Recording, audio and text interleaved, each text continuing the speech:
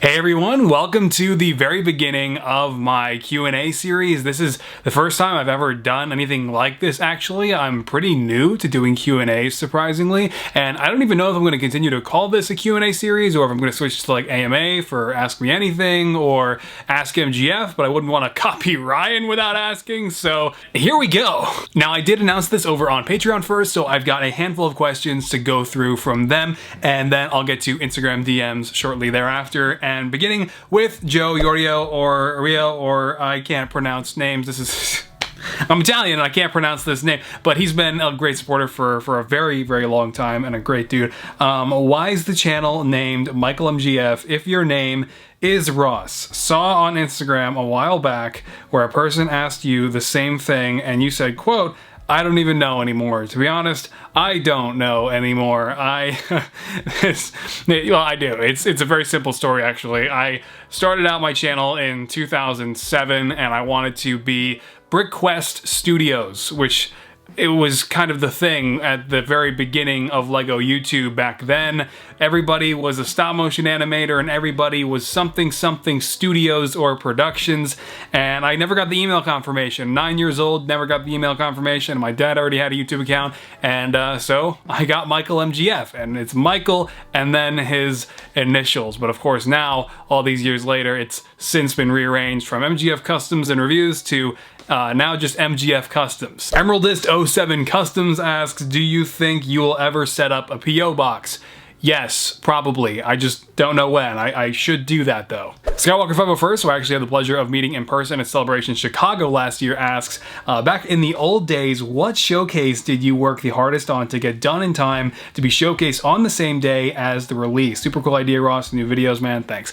Yeah, so that was definitely Avengers Infinity War. I worked on and off, not really on and off, it was actually most of the time for about 5 months up until the April release. I even got started in December of 2017, like right at the end of the year. Bad situations happened, the release date wound up getting moved up a week, which had never been done before by Marvel, I don't think, up until that point. And then we also had to move 2 weeks before Infinity War released, and I'm over here trying to make as many custom minifigures to celebrate the movie's release as possible, and it was just insane.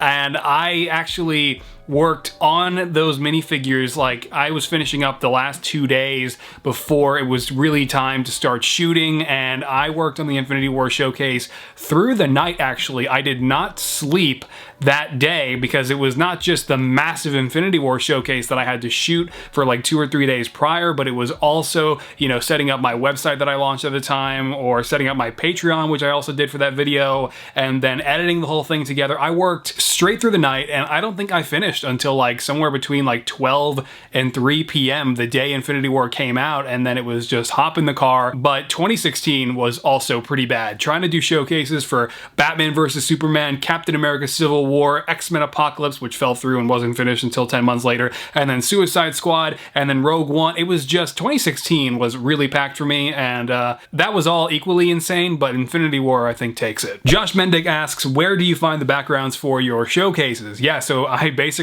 just pull them from Google. I'll put in tons of keywords, I'll switch to HD, I'll take low-res images and put them into Photoshop and slap a lens blur over them to kind of like hide the fact that they're low-res, or I'll take screenshots from movies and trailers. You just kind of have to get creative and think about where you might be able to find exactly what you're looking for, but mostly it's just those two things. It's Google and screenshotting. Jaden Penny asks, have you ever thought of making a mock such as the Battle of Wakanda from Infinity War and using your custom minifigs to make it even more accurate? It would be amazing to see. Yeah, I mean, I haven't made a mock in 5 years actually. It was this building I did for a Halo collab with my friend Sean, New Mombasa, great mock that we all put together there. Him, myself, and a bunch of other guys. And I just haven't felt the burning desire to build ever since, but there are a couple things that I would like to build in the near future. Specifically, actually, yeah, a scene from Wakanda when Thanos arrives through the portal from Titan. I'd really love to build that, like maybe a 2 gray base plate setup of that scene, and I think that would be really cool. I don't know about a full-scale Battle of Wakanda, but that would be kind of awesome. And then I'd also really like to build the throne room from the end of Star Wars The Clone Wars. Banana Banana Panther asks, would you ever do a live Zoom call type thing for critiquing and giving feedback on people's customs? Also, what red paint did you use for Iron Spider? It's over here. Oh, I just dropped glue on the floor. Hopefully that won't be a problem. It's Lumiere Crimson. You can find this on Amazon. That's what I use for metallic red paint. But I don't know, I'd have to think about this a little bit more because I would feel kind of pretentious doing something like this, critiquing and giving feedback. Like, I'm more than happy to always give feedback on customs if anyone asks, but as far as like doing videos on it and recording that and posting it, it's like, I can definitely see how that would be really helpful to a lot of people. But I don't know, it also just kind of doesn't feel right. I mean, but if you need any feedback on your customs, again, for now, you can totally hit me up in the DMs. And finally, for our Patreon questions, Adventurous Cup, how does it feel knowing that so many people are inspired by you to the same degree that you were inspired by the Clone Wars? Oh man. You know, that's why I'm here. That's why I continue to make videos. I've told all my friends this multiple times. If it wasn't for all of you, and if it wasn't for that honor, I would have gone private with all my work and abandoned the channel long ago. It's you guys that keep me here doing this. I just, it's the coolest thing in the world.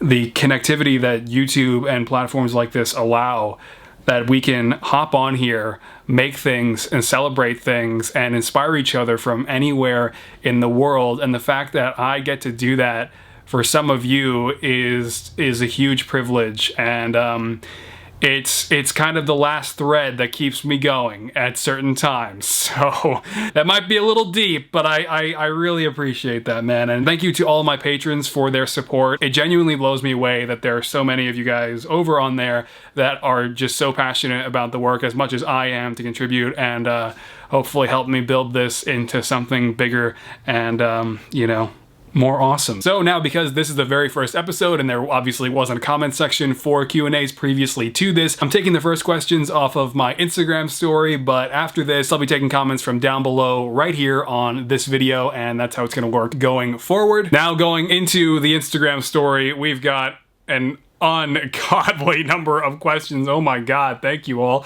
First of all, Jackwood Ward asks, what was your inspiration to start customizing? Oh man, well, I'll tell you, I've told the story many times, but I was 9 years old and Gareth Pugh released a couple stop motions, part 1 and part 2 of Squad 42 Alone in the Dark, that featured water slide decal custom clones by Tyler Page at Clone Army Customs. And really, I owe it to those two guys for the beginning of this channel, because from that point on, there was a new creative spark in me that wasn't there before. I was just filming myself playing with my Lego City sets before that, and then after that, it just completely changed the game. And now I was celebrating Lego Star Wars and the Clone Wars by picking up my first Sharpies and ruining some of my first Stormtroopers and clones, but it was all necessary for the development and the foundations of this channel. Mr. Ninja Sasquatch asks, how did you figure out what paint you liked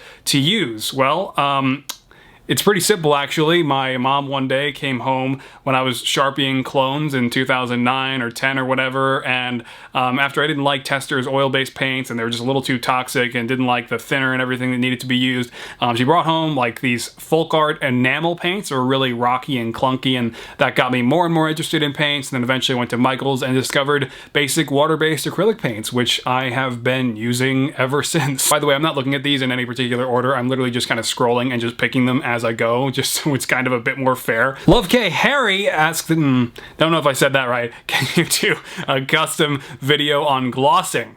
Yeah, I mean, sealing minifigures is definitely going to be a thing that I will be doing a tutorial on, but I actually don't seal my minifigures in any traditional way. I actually only seal parts of my minifigures generally, which I'll explain more in that tutorial when it does happen. Just not sure when that's going to be, because right now the tutorial I'm working on is for painting faces.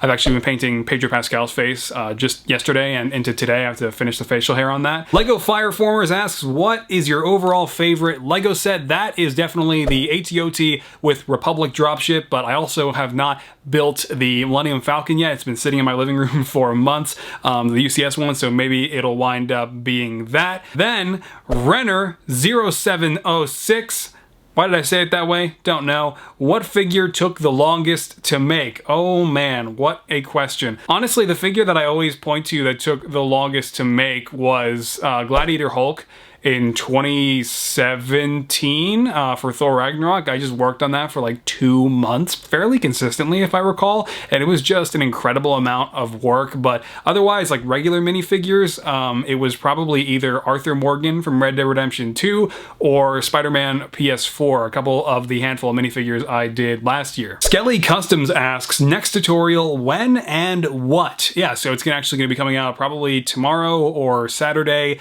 and like I said, it's going to be on painting faces, basically how to recreate someone's likeness and translate their features onto a Lego minifigure head, which is a skill that I've been cultivating since like 2013. Garrett Daly asks, what are your favorite bands? I don't have any. Actually, not a huge music guy. I'm more so into soundtracks and scoring,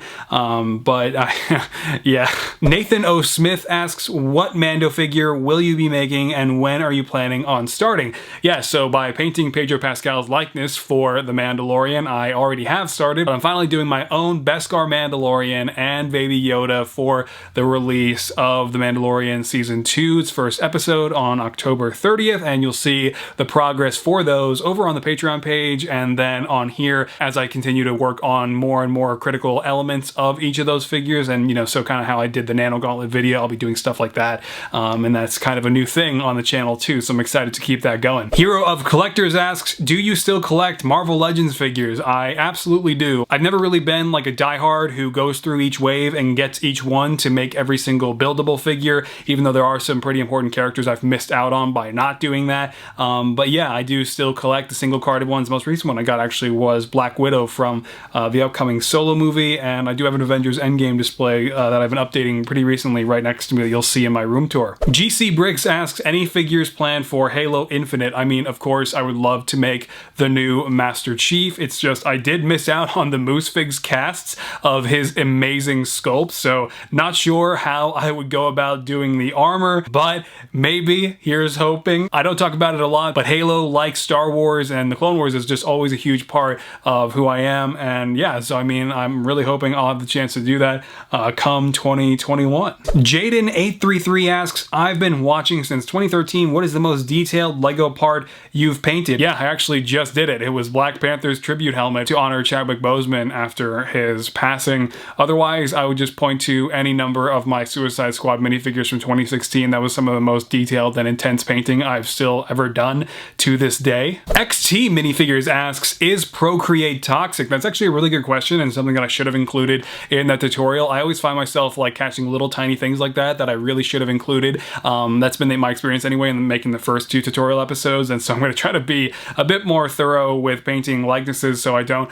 wind up having unanswered questions like this. But no, Procreate is not toxic, and that's I wouldn't use it if it was. Sinan Brosnot, I don't, how long does it take you to make your average figure?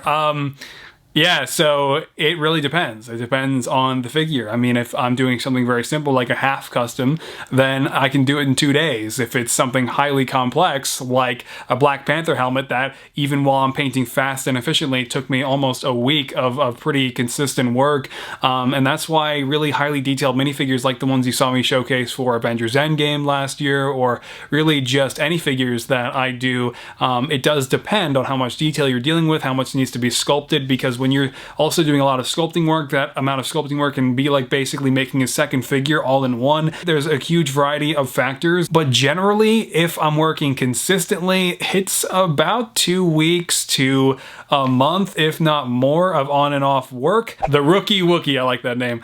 He asks, what kept you customizing all these years? Again, a huge part of it is just you guys and always encouraging me to continue.